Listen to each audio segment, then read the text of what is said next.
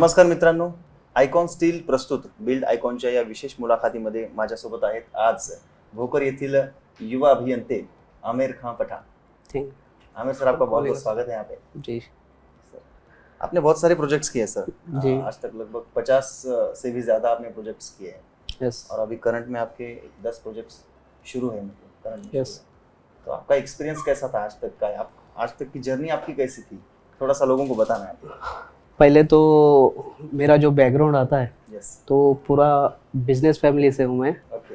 और ऐसा नहीं कि मतलब जैसा कि अब हर फील्ड में कोई उसको सपोर्ट करने वाला होता है फील्ड में आने के लिए, तो अब जो भी सीखना था खुद से सीखना था, या जो एक्सपीरियंस पर्सन था समझो गाइडेंस करने के लिए उनके पास जाना पड़ता था हर वक्त।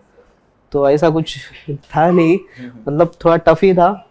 और अभी चल रहा है, अच्छा चल रहा है। जी ऐसा रहता ना, वो बहुत कुछ खोने के बाद बहुत कुछ मिलता है। जी जी जी। आपको फिर आपकी जिंदगी में कौन सी ऐसी चुनौतियां आई और आपने उन चुनौतियों का कैसे सामना किया? अभी बोलने के लिए तो थोड़ा ये कर दो। ठीक है, कोई जैसे कि बोलेंगे मतलब चुनौतियां, मतलब हाँ हाँ चैलेंजेस जो भी आए challenges होंगे। जो भी है, हाँ। तो आपको आपके लाइफ में आज तक के कार्यकाल में जी आपको कौन सी चुनौतियां आई और उन चुनौतियों का आपने कैसे सामना किया? बताना चाहें तो अभी जैसा ही बोला है कि मतलब गाइडेंस करने वाला कोई था नहीं। आप खुद हाँ, सीखे। जो भी करना था। हाँ। अब जैसे कि हम पहले इंफ्रास्ट्रक्चर में थे, यस यस यस। अब ये बिल्डिंग लाइन में, तो आफ्टर लॉकडाउन जब ज्वाइन किया था जी जी जी। तो करना तो अपने से ही था। यस यस और एक्सपीरियंस हमने पूरा इंफ्रा का था हमारे पास, हाईवे इंजीनियरिंग का। Yes yes. और बिल्डिंग लाइन में लॉकडाउन के बाद आने के बाद जब पता चला कि भाई साइट पे जाना होता था, पर्सनली है ना, लोगों से ना इंटरेक्शन करना होता था। Yes yes yes. तो करते थे, पहले डर लगता था, बट जैसे ही इंटरेक्शन बढ़ता गया क्लाइंट्स के साथ यस यस। तो चीज़ें और इजी होती गई। Okay okay. जी। आप खुद सिविल इंजीनियर है। जी यस। आप ये बहुत मतलब आपके बहुत सारे प्रोजेक्ट्स हैं। यस। तो कोई भी कंस्ट्रक्शन हो, कोई भी तो वहाँ पर सिविल इंजीनियर्स की बहुत ज़रूरत होती है। जी बिल्कुल, बिना सिविल इंजीनियर के कंस्ट्रक्शन करना यस यस। वो तो एक सेफ साइड भी देखा नहीं जाता फील्ड में। और प्लानिंग के proper planning point of view भी देखना होता है। और जो कंस्ट्रक्शन अपगोइंग होता है तो उसमें भी समझो हर सिचुएशन पे इंजीनियर्स की है ना ज़रूरत पड़ती है। बिना इंजीनियर के समझो अभी कंस्ट्रक्शन करना एक तो सेफ साइड होता ही नहीं पहली बात, तो और प्लानिंग पॉइंट ऑफ व्यू से भी ज़रूरत पड़ती है इंजीनियर्स की। और जैसा कि आपका क्वेश्चन था कि आईटी टेक्नोलॉजी का रोल मतलब अभी फील्ड में क्या है। Yes yes. जैसा कि पहले जो करते थे हम, प्लानिंग का पार्ट हो गया या दूसरी चीज़ें हो गई, जैसे पहले हैंड ड्राफ्टेड ड्राइंग्स होते थे हमारे पास, राइट।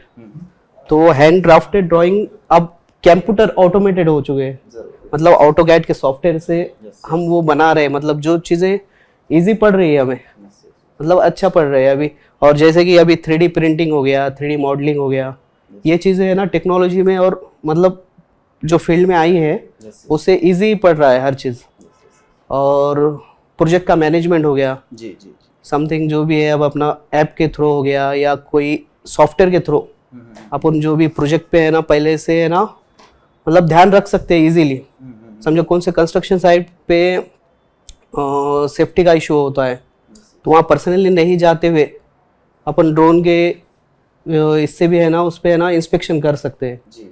और क्वालिटी चेकिंग के चीज़ें हो गई, जैसा कि क्वालिटी कंट्रोल के जो अपने टर्म्स होते हैं, जैसा कि साइट पे चेकिंग करना है, तो अब जो टेक्नोलॉजी में जो इंस्ट्रूमेंट यूज़ होते हैं, मशीनरी यूज़ होती है, उससे बहुत ज़्यादा फ़र्क पड़ा है फील्ड को। और काम जो पहले ज़्यादा टाइम लगता था वो इजी हो चुका है बस अभी के लिए। जी। कंस्ट्रक्शन में कुछ लोग नहीं वो बात कर रहे ना थोड़ा उतना एक आई साइड उनको दीजिए। ओके। जो क्वेश्चन पूछ रहे हैं तब उनको रिस्पांस कीजिए, लेकिन पूरा इधर देखिए क्योंकि आप ऑडियंस को बोल रहे हैं। ओके ओके चलेगा। Next question. एडिटिंग होगा ना नहीं एडिटिंग में, लेकिन इधर देखिए। जी चलेगा चलेगा। अब वो फर्स्ट एवर एक्सपीरियंस है ना, तो थोड़ा अभी वो फिर भी हम है ना अब ये रूम में है थोड़ा अच्छा लग रहा है। अब हम सोच रहे थे आते वक्त समझो पब्लिक गैदरिंग होगी या स्टेज पे जाकर बोलना पड़ेगा। चलेगा। बहुत बढ़िया से आंसर कर रहे हैं। चलेगा। इधर देख के कीजिए। ओके, बहुत ओके। बढ़िया चल रहा है सर। ओके, थैंक यू तो आमिर सर, जब कोई कंस्ट्रक्शन होता है जी। तब कोई कोई प्रॉपर टीम सिलेक्शन नहीं करता है, अनस्किल्ड लोगों को लेकर वहां पर काम होता है, बिल्कुल। तो वो कितना हानिकारक होगा कंस्ट्रक्शन के लिए? अभी जैसा कि बोल रहे हैं कि आप अनस्किल्ड लेबर्स अगर हम साइट पर लगाते हैं जी। तो हमारे बनने वाले बिल्डिंग को क्या फ़र्क पड़ेगा। हम्म, जैसे कि अभी कोई काम होता है, जैसे आप सिविल इंजीनियर्स को हायर करते हो तो प्लानिंग पॉइंट ऑफ व्यू से है ना, उस डिज़ाइन को या एस्टिमेशन को जो भी होता है वो मतलब ध्यान में रखते हुए हर चीज़ को बनाते हैं और आगे का फ्यूचर देखते हुए बनाते हैं, बरोबर, राइट। और उसमें अगर आप अनस्किल्ड लोगों को लगाएंगे वो तो आपका है ना वेस्ट ऑफ मटेरियल होगा, राइट। और उसमें आपका टाइम, जो टाइम भी लगेगा वो वेस्ट हो जाएगा, राइट। और जो आपके साइट पे मटेरियल का वेस्टेज बढ़ जाएगा अनस्किल्ड लगाएंगे तो। और उसमें मतलब आप अनस्किल्ड को लगाएंगे ना, आपका फायदा तो एक होगा, राइट।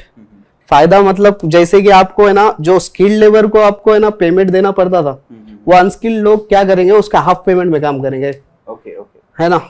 तो आपका काम का बजट का इशू तो आपका सॉल्व हो जाएगा, बट जो फ्यूचर में आने वाले मेंटेनेंस चार्जेस रहेंगे ना, वो बिल्डिंग के लिए बढ़ जाएंगे। तो और मेन सेफ्टी का सबसे बड़ा प्रॉब्लम साइट पे भी होता है, राइट। तो अनस्किल्ड लेबर उतना एक्सपीरियंस से तो लेस होती है, इसलिए तो उनको अनस्किल्ड बोला जाता है, राइट। तो वो जो भी है सेफ्टी का इशू भी देखते नहीं, टेक्निकल टर्म्स को ध्यान में रखते नहीं, और जो भी है लीगैलिटीज समझो, डॉक्यूमेंटेशंस का वर्क या ड्राइंग रीडिंग्स का, वो तो उन्हें आता ही नहीं। तो जितना हो सके स्किल्ड लेबर को लगाओ, हो सके तो मार्केट टैली करो, कॉन्ट्रैक्टर्स को टैली करके। मतलब लोग क्या करते हैं, अनस्किल्ड लेबर को लगाते हैं रेट बचाने के लिए, और स्किल्ड लेबर रेट ज्यादा लेता है, पर उसका फ्यूचर प्रूफ आपका बिल्डिंग बनता है, राइट। तो हो सके जितना स्किल्ड लेबर को ही लगाए आप साइड पे, भले ही पैसा ज्यादा जाएगा, पर आपका जो बनने वाला घर है वो फ्यूचर प्रूफ होगा, राइट। जब आप नेक्स्ट क्वेश्चन। कंस्ट्रक्शन करते हो तब उस कंस्ट्रक्शन से रिलेटेड जो भी सामान होता है जी, उसके बारे में आपका ख्याल है, मतलब सिलेक्शन कैसे करते हो, जो भी साहित्य होता है? सबसे पहले तो प्लानिंग करते हैं, बाद में जो भी है हम मटेरियल सिलेक्शन करते हैं। अब पर्टिकुलर हम जो घर बनता है उसके लिए जो सिलेक्शन करते हैं ना मटेरियल, तो एक तो क्लाइंट के लिए है ना बजट फ्रेंडली होना चाहिए, सस्टेनेबल होना चाहिए, और मोर ड्यूरेबल इन द, और कम से कम इकोनॉमिकली होना चाहिए, है ना। कम रेट में है ना, एकदम इकोनॉमिकली क्लाइंट को पड़ना चाहिए। और अभी हाई इन्फ्लेशन की वजह से है ना हर चीजें महंगी होती जा रही है, तो उसमें हमें चाहिए कि रेट टैली करना है। मतलब एक शॉप पर अगर आप डीलर के पास जाते हो तो आपको चाहिए कि दूसरे शॉप पे जाइए, उससे आपका थोड़ा बहुत जो पैसा है वो बचेगा, सही है, सही है ना। और जो भी है मेन तो उसका मैन्युफैक्चरिंग डेट, एक्सपायरेशन डेट, जो भी है एक्सपायरी डेट, वो चेक करनी चाहिए। ओके। बस इतना ही कहना है। जब कोई भी कस्टमर कंस्ट्रक्शन के लिए स्टील चूज करता है तो वो किस प्रकार की स्टील चूज करनी चाहिए?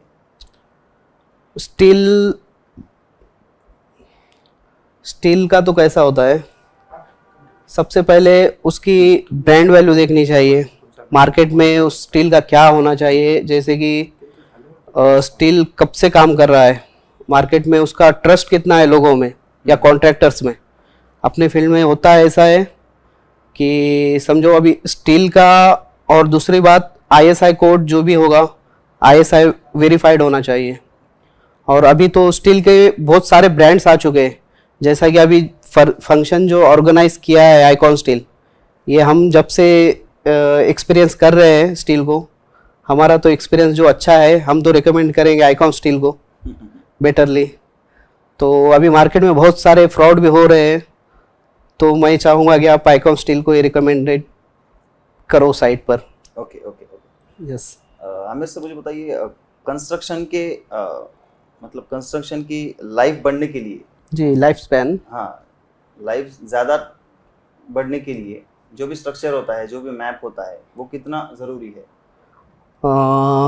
उसका जो प्लानिंग क्या बोलते हैं, रचना आराखड़ा, लेआउट होता है ना, यस यस, लेआउट, उसको डिज़ाइन करने से हमें उसका फाउंडेशन, मतलब आपको कितना फ्यूचर उसका देखना है, या कितने मल्टी फ्लोर या मल्टी स्टोरी आपको डिज़ाइन करना है, ओके, वो डिपेंडिंग वो भी होता है।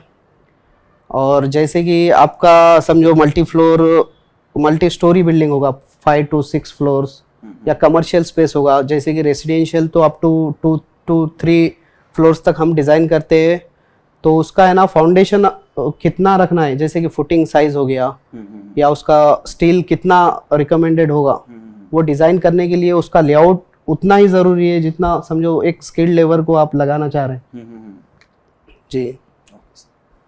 कॉमन जो लोग रहते हैं उनका सपना होता है कि खुद का घर हो और वो भी कम बजट में हो, अच्छे क्वालिटी का घर हो, तो इसके बारे में आपका क्या कहना है? अभी जैसे कि हाई इन्फ्लेशन से मैं बोल रहा हूँ कि आप मार्केट टैली कर लीजिए, मतलब इजीली अवेलेबल मटेरियल और कम दाम में जो मटेरियल अवेलेबल होता है आपके शहर में या आपके डिस्ट्रिक्ट में, उसे मतलब लेने की कोशिश कीजिए। और ब्रांड वैल्यू देखिए, मार्केट में ब्रांड का क्या वैल्यू है, अभी पोजीशन क्या है। और अभी जैसे कि अभी कंस्ट्रक्शन लाइन में आदमी है ना, उसको फील करने के एक्सपीरियंस करने के बाद ही उस चीज़ को है ना आगे वाले को रिकमेंड करता है। जैसे कि जो आपके रिलेटिव घर जैसे कंस्ट्रक्शन कर लिए हैं या आपके फ्रेंड्स वगैरह, तो उनसे एक बार राय लीजिए, जैसे कि आपको पता लगेगा कि कौन सा चीज़ अच्छा है आपके लिए, कौन सा बेटर है, या कौन सा वेस्टेज पर ज़्यादा पड़ेगा आपको। हाँ, तो इकोनॉमी के लिए आपको जो अच्छा लगेगा वो चीज़ को आप प्रेफर कीजिए।